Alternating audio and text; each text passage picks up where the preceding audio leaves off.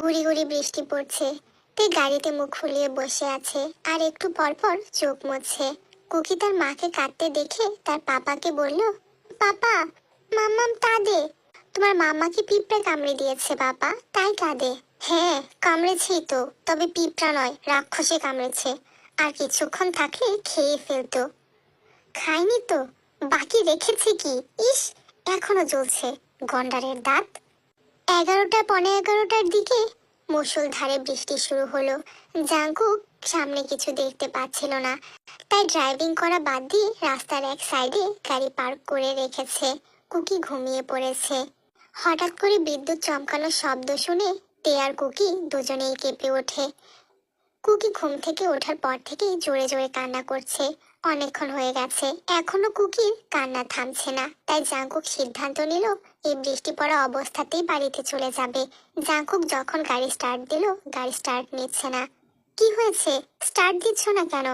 গাড়ি তো চালু হচ্ছে না, বুঝতে পারছি না কি হয়েছে। কি বলছো, চালু হবে না কেন?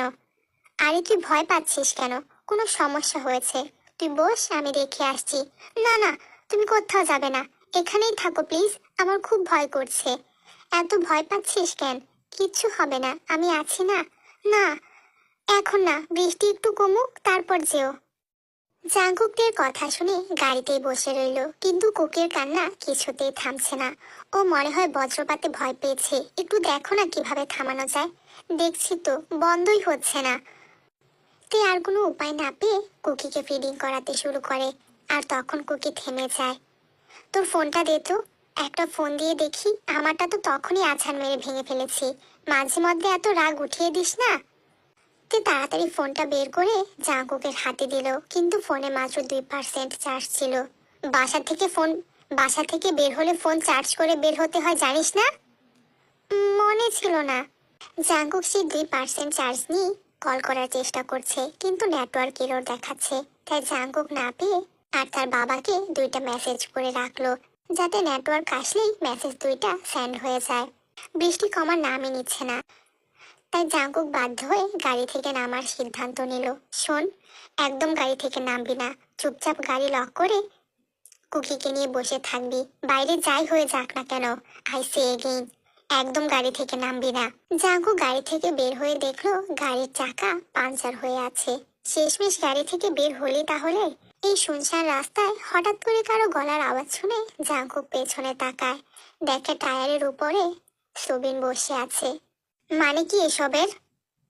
ওই দিনের ধুলায় মনে হয় কিছু কম পড়ে গিয়েছিল, তাই আজকে সৈন্যবাহিনী নিয়ে নেমেছিস। আবার ওই দিনের কথা মনে করিয়ে দিলি। যাক, ভালোই হলো, প্রতিশোধটা এবার ভালোভাবে নিতে পারবো। তা তোর বউ বাচ্চা কই, দেখছি না যে? নিশ্চয়ই গাড়িতে। যাই, একটু সুন্দরীটাকে দেখে আসি। ওদিকে একদম পা বাড়াবি না, তোর শরীর থেকে মাথা আলাদা করে দেবো বাস্টার্ড। তখনই সবিন তার পেছনে থাকা ছেলেদের ইশারা করে। তারা সাথে সাথে জাঙ্কুককে ধরে ফেলে। আজকে দেখব আমার হাত থেকে তোর স্ত্রী সন্তানকে কি করে বাঁচাস। এই যা, কয়েকজন মিলে ওর বউ আর বাচ্চাকে নিয়ে আয়। খবরদার, কেউ ওইদিকে এগোবি না। ওদের গায়ে একটা আঁচ পড়েছে তো, আই সোয়ার সব কটাকে জ্যান্ত পুঁতে ফেলবো। তে দরজা লক করে কুকিকে চেপে ধরে বসে আছে। তখনই সবিন এসে কাছে নক করে। তে বাইরে সবিনকে দেখতে পেয়ে ভয় পেয়ে যায়। তুই বের হবি না আমি কাজ ভাঙবো? তে তাও বের হচ্ছে না, তাই সবিন লোকগুলোকে বলে জাঙ্কুককে সামনে নিয়ে আসতে।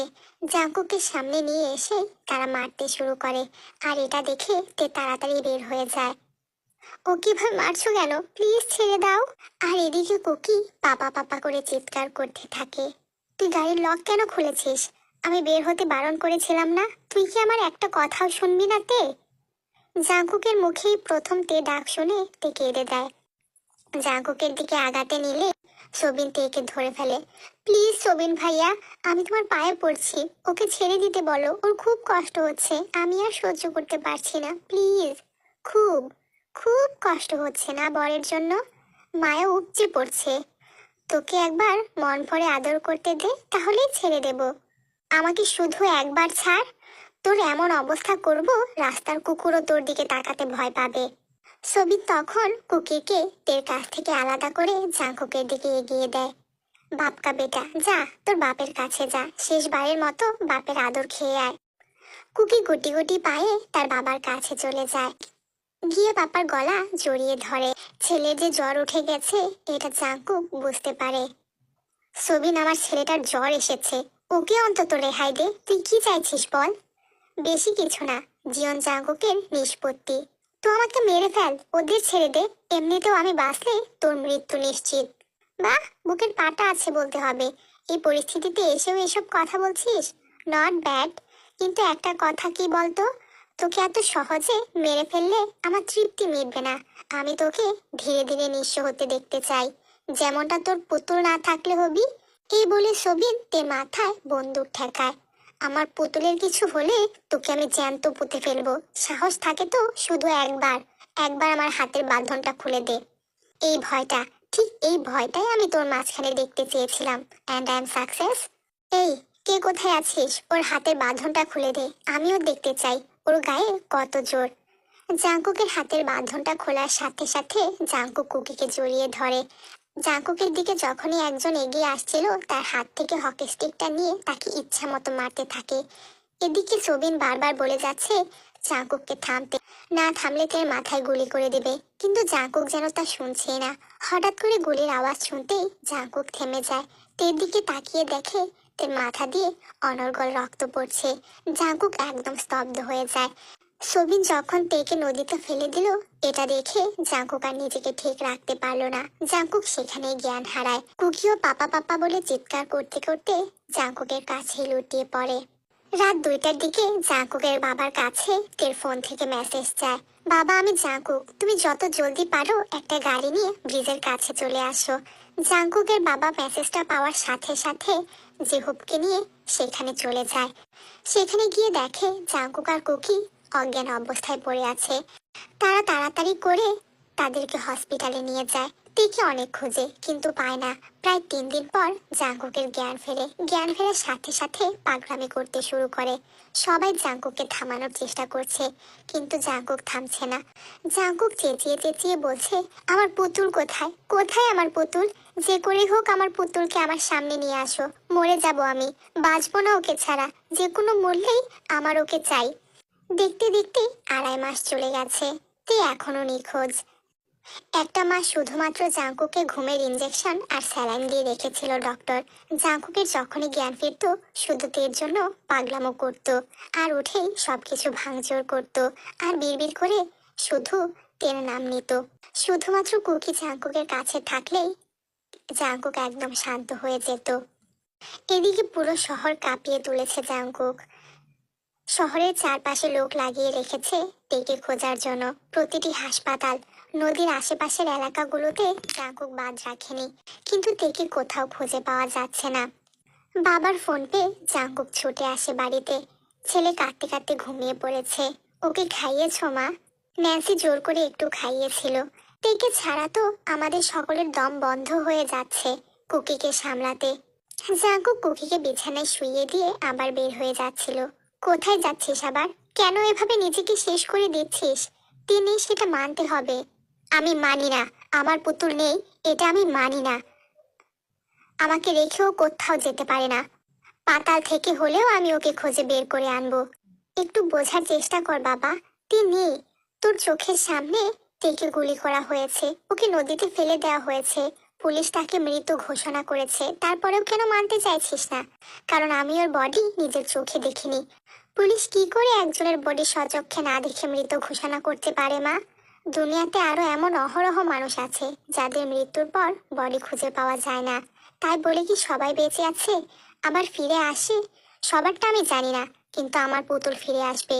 যদি ওর বডি না পাওয়া যায় তাহলে ও আমার কাছে বেঁচে থাকবে। আমি যেভাবেই হোক ওকে খুঁজে বের করব। এভাবে আর কতদিন চলবে? যতদিন না আমি আমার পুতুলকে খুঁজে পাচ্ছি। নিজের ছেলেটার কথা একবার ভাব, ওর জন্যই তো বেঁচে আছি। জাঙ্কুক ব্রিজের উপরে দাঁড়িয়ে আছে। তখন বেশ রাত হয়েছে। জাঙ্কুকের বাবা জাঙ্কুকের পাশে এসে দাঁড়ায়। এত রাতে তুমি এখানে কি করছো? কিছু বলবে? বাড়ি চলো। কেন? কেন মানে তুমি বুঝতে পারছো না কেন? এভাবে রাত দিন এক করে থাকলেই কি তুমি তোমার পুতুলকে ফিরে পাবে? কি শুরু করেছো কি? আমাদের কথা কি একবারও ভাবো না? তোমার স্ত্রী ছাড়া তোমার জীবনে তোমার বাবা মা আছে, তোমার সন্তান আছে। তাদের কথা কি তোমাদের ভাবা উচিত? তাদের কথা কি তোমার ভাবা উচিত না? নাকি কোনোদিনও তুমি তাদেরকে ভালোই বাসনি? তুমি কি বলছো বাবা? আমি তোমাদের ভালোবাসিনি? না, যদি সত্যিই আমাদের ভালোবাসতে, আমাদের ভালো চাইতে, তাহলে তিলে তিলে নিজেকে শেষ করে দিতে না। তুমি তোমার পুতুলকে ছাড়া নিঃস্ব, আর আমরা তোমাকে ছাড়া। কি চাইছো তোমরা? নিজেকে ঠিক করো। আল্লাহ যদি আমাদের জীবন থেকে কাউকে নিয়ে যায়, তার পেছনে অবশ্যই কোনো কারণ আছে। আমাদের ভুলে গেলে চলবে না। আল্লাহ সর্বশ্রেষ্ঠ পরিকল্পনাকারী। যে চলে যাওয়ার তাকে বেঁধে রাখলেও সে চলে যাবে, আর যে থাকার তাকে হাজারবার সরিয়ে দিলেও সে তোমার জীবনে ফিরে আসবে। তে মামনি যদি বেঁচে থাকে আর তার ভাগ্যে যদি তুমি থাকো, তাহলে যত যাই হোক না কেন, আল্লাহ তাকে তোমার জীবনে ফিরিয়ে দেবে। আর আল্লাহ যদি কখনো তেকে না ফেরায়, তাহলে মনে করবে সে কখনো তোমার ভাগ্যেই ছিল না। তাকে এত ভালোবাসার পরেও কেন হারিয়ে গেল সে বাবা? আমি কি তাকে ঠিকভাবে ভালোবাসতে পারিনি?